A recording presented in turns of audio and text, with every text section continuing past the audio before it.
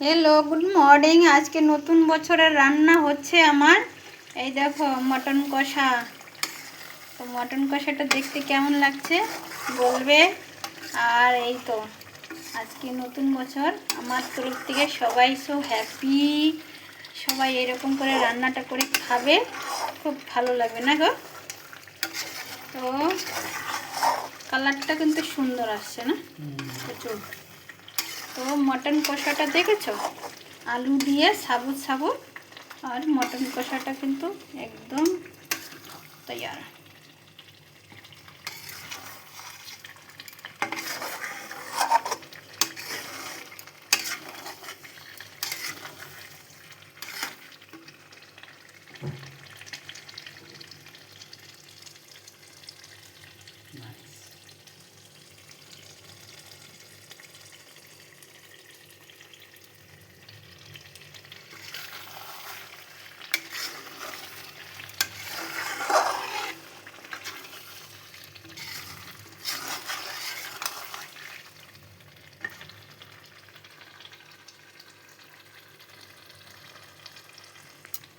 তো বন্ধুরা দেখতে পাচ্ছ মটন কষাটা কিন্তু রেডি হয়ে গেছে।